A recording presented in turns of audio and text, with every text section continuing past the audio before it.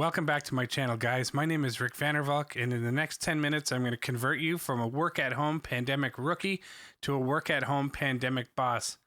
If you're new here and you like this video, please subscribe. I'm going to have more of them, and I thank you very much for watching. Like most of you guys, I've had to work from home over the last couple of weeks due to the pandemic, and I don't know if you guys have been the same as me, but I've had to do a lot of video calls, and I can tell you one thing right now is they're very interesting. So what I'm going to do forward for the customer is I've got a proposal that we're about to finish. I'm going to complete that this afternoon, and by tomorrow morning I think we'll be able to send that to the client. One of the things I was worried about was...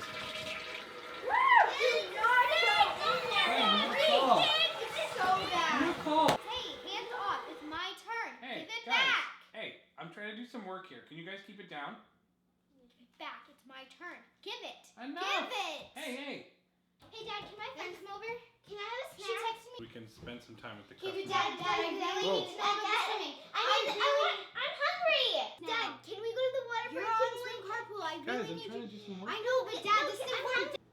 Dad, wait. Dad, I need to know. Dad, I need to know. Dad, no, I need to know. Hey, Dad, what are you doing? Nothing. I'm just about to go on a call. Why? What do you want? Excuse me, are you drinking beer?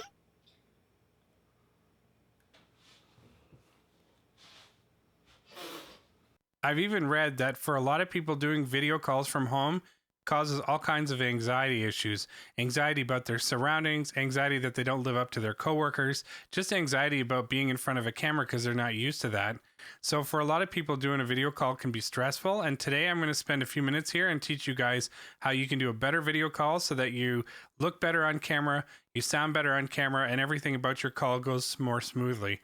And it doesn't matter if you're using Google Hangouts, you're using Skype, you're using Teams, you're using Webex, or you're using Zoom. It's going to work good for all of you guys. So this is how we're going to do it. I've broken it into 6 easy pieces. We're going to start with the environment. We're going to cover lighting. We're going to cover the computer and camera positioning. We're going to cover sound. We're going to cover your own appearance. And then we're going to cover some advanced techniques that can really help you stand out if you really want to flex and show off a little. For your environment, you're going to want to find a space that you feel comfortable working, that you don't mind to show to others. It doesn't have to be fancy, but you want to make sure that it doesn't have your collection of action figures in the background, and it's that at least it's as businesslike and professional as you can make it. Typically, if you don't have a lot of space in your home, or maybe you're packed into a room with a lot of other people, what you could do is look to move a few pieces of furniture so that at least at minimum you have some sort of a blank wall. Typically, a brighter, lighter wall is preferable. It looks better on camera, and you won't need as much lighting in order to make you look good on camera. Lighting, along with your environment, is probably one of the most important pieces that you need to get right when you're going to do a good video call. One of the things you're going to want to consider as you're picking the space where you're going to actually sit and work is what's in that room that can light you. Is there a nice large window that you could sit near that's going to give you some really great natural lighting? Or is it a room that's really well lit with different light sources throughout the room? One of the things that's terrible for people, especially with those little webcams, is if the room doesn't have good lighting and you're sitting in the dark. The cameras get grainy, it's hard for them to show a good stable image, and you kind of ghost through the image as you're moving around. It's a really bad experience when you do that, so it's important that you get good lighting. If you don't have any good lighting in the house, I've even seen people sit in front of a large monitor with white screen on it, or a big TV with a white screen, and that can also add some additional light to help light your face. So now that we've tackled the environment and the lighting, the next thing we're going to want to look at is the camera and the way your computer is actually positioned. One of the things that I've really noticed from doing video calls is that most people who work from home, they typically have a laptop. The laptop has a webcam built in it, which is great. They're very convenient. But what I've found is that the webcams are typically subpar. They don't work very well, or the quality is not very good. And the positioning is usually terrible. So here's an example of terrible positioning with a webcam. Now you can see that my 3 chins weren't looking very good in that image. There's a couple things here we can fix right away to make that better. One of the things I would highly recommend is to move your laptop up. So bring it more into line with your face so that it's not so down below you. That's an easy fix. You just have to set it on a box or something to raise it off the desk a little bit. The second thing I would recommend is if your laptop camera isn't very good, get another laptop camera. You can get a USB camera to plug into the top. It can sit on there, and it can be of much higher quality. If this was just a once-off or once-in-a-while thing where you're working from home, no big deal. But if you're going to be doing this for months because of this pandemic, you may want to consider another camera source. You can plug it in simply. You can mount it on top of the computer or in a better position in your actual office space, and that will give a better perspective to the people you're actually talking to. Number 4 on my list is a big one. This one irritates me more than anything on video calls, besides bad quality, I think, is the sound quality that people put up with. If you're going to do web calls and you're going to do video chats, what you're going to want to make sure is that you've got a proper headset. If you're going through the speakers on your laptop and the microphone on your laptop, you're making it miserable for everyone else who's on the call with you. Typically what happens is your speakers play too loud, then your microphone picks up the sound that's coming out of your speakers, and it goes into this weird endless loop. So like I was telling the guy on the phone, I think we're going to be able to close that deal. And there's sometimes when you have those deals. Can somebody go on mute? For the love of God, please go on mute. And everybody else who's trying to talk just keeps hearing this weird echo all the way through the call. So I'd highly recommend a pair of earphones. There's a million different options out there. You can get USB ones that plug into your computer. I've even used like a $9 pair of earbuds with a microphone on it. And just having that microphone close to your mouth is going to make the audio quality that much better. And it's going to make a better experience for you as well. The other thing that's nice about it is if you're working from home and you've got a bunch of people around you, it's going to add a little bit of privacy because now it's just in your ears as opposed to playing across a whole room where you have a whole family full of people around you. So now that we've sorted all the other details out, it's time to sort yourself out. If you want to be taken as a professional person who's working, you're going to want to actually get dressed and get out of your jammies. It's tempting when you work from home to be lazy about how you actually look and you appear. But if you're going to be doing video calls, you're going to want to come across as professional, especially if you have to speak with clients or maybe your boss, something like that. Why, what do you want? What you're going to want to do is you're going to want to get up and do a regular routine, have your shower, get dressed typically like you would in the office. Maybe not quite as formal, but you definitely want to put forward a good presentation, and that's going to bring together all of the different elements that we've already talked about to make that video call experience just that much better. So we covered all of the main 5 steps in this video. I would say if you followed all 5 of those steps, you're going to elevate your calls that much more than they already are. And I think you'll look a lot better than most of the folks that you're actually on the calls with. But if you're stuck or you really want to make your calls stand out above the rest, this last tip is for you technical minded folks out there. And what it's going to do is it's going to elevate your game. I've been doing it for a couple months. I love it. And it's just hilarious. I have a good time with it. And everybody who sees it thinks it's hilarious as well. So what I've been able to do over the last couple months is I've essentially created a green screen so that I'm working against a green screen background. And I've animated the green screen. So I've done that in a number of different ways. I've done it where I sit in the most fancy offices in the world, where I've got a fireplace roaring in the background.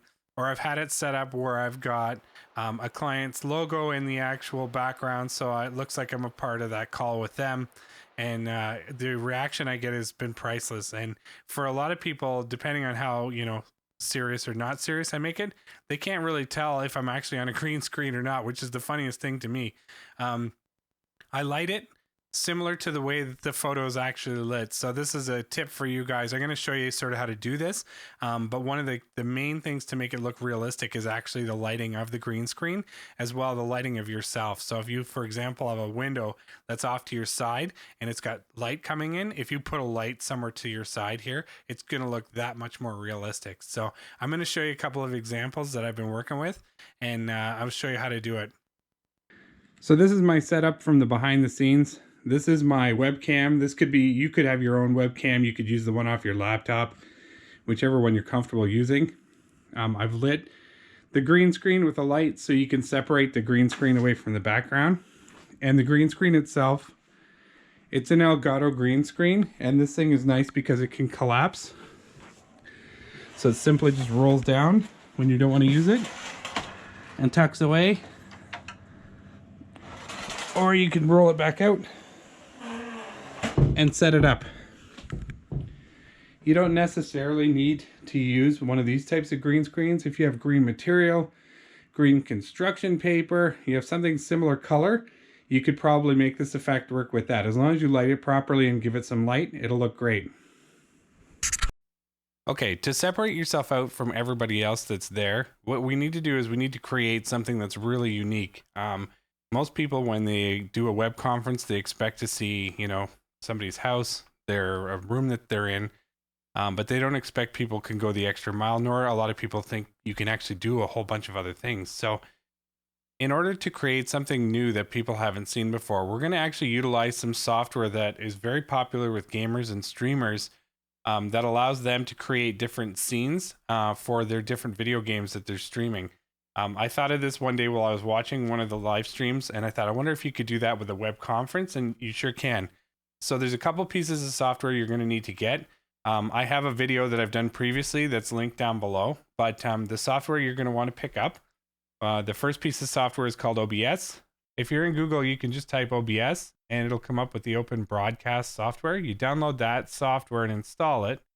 And then the other piece you need to get is a software called Virtual Cam. So what Virtual Cam will do, it'll allow OBS to use your webcam. If you have a different kind of camera, like an SLR, you can even use an SLR or a more fancy camera for this, but it'll allow your webcam to be used in a Webex, Hangouts, Teams, Zoom meeting as a regular camera with the OBS features and add-ons added. So it may not make sense yet, but I'll show you when we get there. So what you want to do is you want to type in into Google OBS Virtual Cam, and what that'll do is it'll bring you to a forum, and right here is where the newest version of Virtual Cam is. You would download this and install it. It's a plugin that'll go into OBS, and that'll allow everything to work properly. So you need those two pieces of software to work from. The other thing, a piece of software I would recommend if we were going to make changes to this, we can put a static backdrop behind you, no problem, and you can green screen in front of it. But if we're really going to make this a really neat looking presentation, if you have Photoshop or a photo editor, we can take it to the next level from there. So I'm going to show you that. Let's start first now by going to Google. So what we want is we want to get a good image. So something you can use as a backdrop. Typically, you know, for people working from home, either you're going to want a really nice office environment, maybe a really nice house or apartment. I actually, when I did mine, or the one that I would look up is luxury developments, and I searched on the images, and I came across this image right here. It's a luxury development. If I click it, it looks beautiful. It's a really nice looking living room. If I put myself in this image, I think I could work from right here on this piece of couch. And I like the element of the fireplace in the background. So that's the one thing. You can make it more look more realistic. And I'm going to show you how I did that. So the first thing you want to do is find a great image. And there's tons of them online. Go find one that you think looks great, and then you can work with it. For this one here, like I said, I put in luxury developments, and I chose this image here. All right, now that we have our image, what we're going to want to do is we're going to want to get it ready for OBS. And there's a couple of things here I wanted to do. So I've loaded it into Photoshop, and there's the elements that I'd like to change in the actual photo just to give it a little bit more of a realistic flair, and make it so that it's not just a static backdrop, is to change the fireplace. So if you notice, the fireplace here is static. And what I've done is I've created a new layer, which you can do as well. And in the layer, what I've done is I've done a magic wand quick select. I've selected the fireplace with that tool, and then I've gone to the bucket tool, and I filled it with a green. So I filled this right up here with a green. I just picked a green color right from the palette, and I filled that fireplace in with green. So what's going to happen is now we're going to be able to animate this picture in OBS, and that green screen we can replace with an actual fireplace. The next thing we're going to want to do is actually get a fireplace clip. What I did was I went to YouTube, I punched in fireplace, and this fireplace right here looked pretty good to me. So I clicked on it, and using OBS, I was able to capture the footage here. So you use OBS and you can do a screen capture. And what you can do is blow this up, capture the footage through OBS, and then what you do with it after is you have this clip that you can put in a loop. So you need about a minute's worth of footage, and then you'll be good to go with this this clip. Okay, once you've downloaded your images and your video clip with the fireplace, what we're going to do is we're going to reload OBS again. OBS, when you get into it, it's going to come up to a blank screen here. It should be a big gray screen. And what we're going to do is we're going to create a scene. For the sake of speed, I've already sort of built some of the elements to help move us along. But what you're going to want to do is go down here to the bottom left where it says scene. You're going to hit the plus button and you're going to create a scene by entering a name in. I've already done that. We've called it the remote office. And then once that's created, you're going to come over here to the sources. And this is where you start loading in the different elements that you've created. What we're going to do is we're going to hit the plus button. You're going to hit image. And then once you select the image button, you're going to go find your file, which is our background here, and it will load up into the space. Once we get into the image, you'll remember we had that green chroma key that we did from Photoshop right here. Now it's black, but I'm going to show you why. So if you click on the image itself, which is the office, and you right click on it, you hit filters. I've already created a filter for chroma key. The way you do that is you hit the plus key down here and you hit chroma key, and that'll allow you to, and I'll hide it. Wherever anything is this green color, it's going to disappear and turn black, which means at that point you can utilize that space for another type of image. So we've got the chroma key on, and now we're ready to add the fireplace. So what you're going to want to do is you're going to want to hit the plus button. You're going to want to hit media source, and you're going to want to put in the video file that we captured earlier. And once that's captured, it'll show up here. I'm going to show you here. It'll actually probably look like this. It'll show up at the top level here, and it'll be a big box like this. It'll probably be like this, nice and large like that. Obviously, if you stick it over top, it's not going to work. It's obviously too big for the photo itself. So what you're going to want to do is two things. The first thing you need to do is drop it to the layer underneath your office. And now you can't see it at all. And the reason you can't see it is because the chroma key, it's waiting. It's going to go in where the chroma key was. So obviously the flames are too big here as well. So what you're going to want to do is move your red box over top of the fireplace.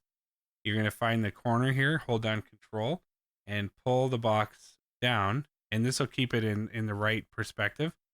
And just kind of keep adjusting it until you get it the way you like it. So I'll kind of play around with it a bit here. That looks pretty good. Now you have a moving fireplace behind you. The last element that you're going to want to add is your webcam. So what you're going to do is you're going to click the plus key. You're going to hit video capture device, and you're going to select your webcam. Once you select your webcam, it'll put it up in the top layer. And look at me, I've got a green screen behind me. You can see, I can see my bookshelves here, and I've taken over the entire image. So what you're going to want to do is, here's the red box again for my webcam. The first thing I want to do is I'm going to hold down the Control or the Alt key instead of the Control key. And I'm going to bring this red line in to the green screen. So that got rid of the bookshelf, but I'm still a green screen here. So what, do you remember what you needed to do? You need to go down to the plus key, or you need to click on webcam, right click, hit filters. And now we're going to add a filter here. And this is the chroma key filter. This will get rid of the green again. So you're going to hit the plus key. You're going to hit chroma key. We can just leave the name the way you want. Say okay. And it's already done the job for me. And then once you're happy with the result, you can close it. Obviously, it's very big in size right now. So the next thing I'm going to do is scale it down.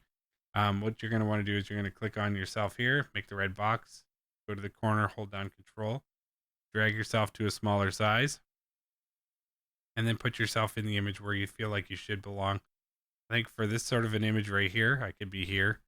And then the other key piece is I'm going to hold down Alt and just expand the size of the window here as well.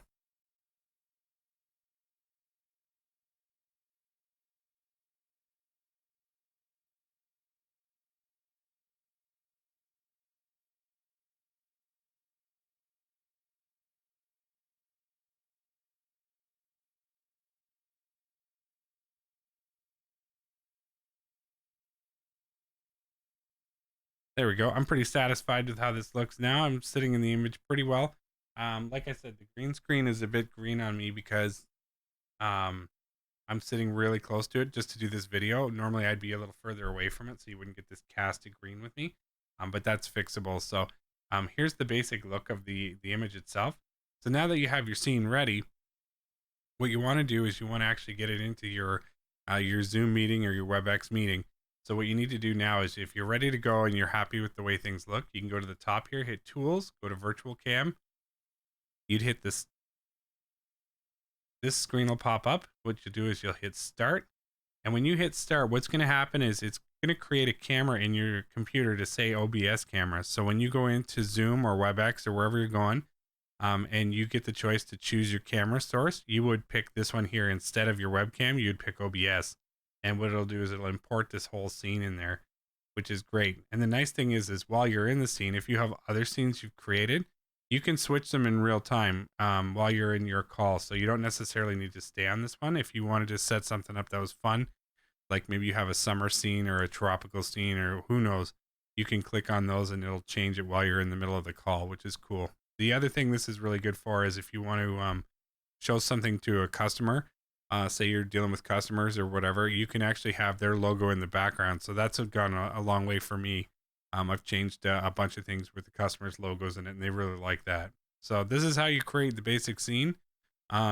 Sky's the limit, really. And what separates this out from a lot of the other just regular green screen pieces is this piece here, this moving element. Because normally you're just on a static background and it doesn't look very realistic. But if you light this wall and you put some moving elements in the background, it'll look really good. Hope that helped you guys. If you guys have any questions at all about this, let me know, and I can answer them for you. I hope you guys got something out of this video, and whether you implement a few of the steps that I showed you or all of the steps, your video calls are definitely going to improve. If you have any comments or feedback for me, let me know. I'd be happy to find out what you guys thought of the video. If you liked the video, please like and subscribe, and have a great day.